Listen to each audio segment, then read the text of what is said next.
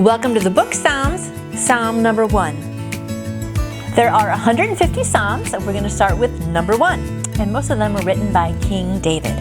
Psalm 1. Blessed is the man who does not walk in the counsel of the wicked, or stand in the way of sinners, or sit in the seat of mockers.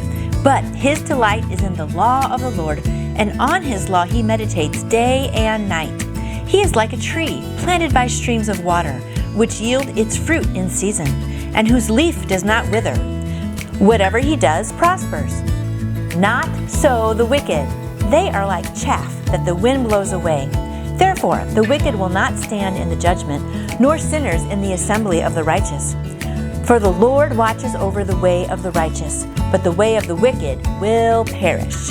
I love Psalm 1. There's so much great stuff in there. And the first part is like a progression. As you notice, it says, blessed is the man who does not walk in the counsel of the wicked, or stand in the way of sinners, or sit in the seat of scoffers. So what I was always taught about this first psalm is that it kind of has 3 parts. It's a progression. Say there's people on this side of the street smoking, drinking, doing bad things. And over here is where you're walking on the good side, right? But you think, well, I'll just kind of walk on by those evil people and just kind of look over there. So first you're walking by. But then what happens? You kind of walk over there and you stand. And then pretty soon, what do? You sit down by them. See that progression? So if you don't walk by them in the first place, you won't stand and then you won't sit. So I just love that progression. And it always just helps me to try to stay away from evil. Just don't walk by it in the first place.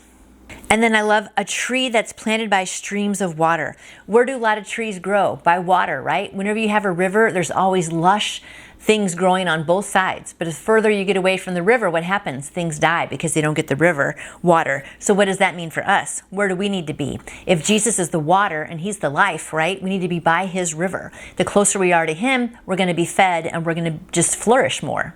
And then the wicked are like chaff that the wind blows away. You know what chaff is? When they take wheat and they kind of sift it like this, they throw it up, and the chaff is what ends up getting loose. And when they throw it up, the wind just carries it away, and all you have left is like the good kernels. And so that's how the wicked's going to be. They're going to be like, whew, just gone with the wind. And then the wicked are not going to stand in the judgment, but the Lord watches over the way of the righteous, but the way of the wicked will perish.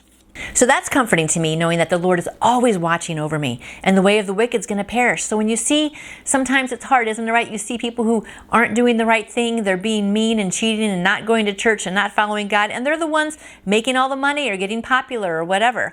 But you know what? It's okay. You just let those people do their thing. God is always going to be with us, and he's going to just take care of the wicked. So I love this psalm. Let's make sure we always just keep walking the straight and narrow way. Don't go over there by the evil stuff. And if you do walk by, please don't stop and stand, and please don't sit down.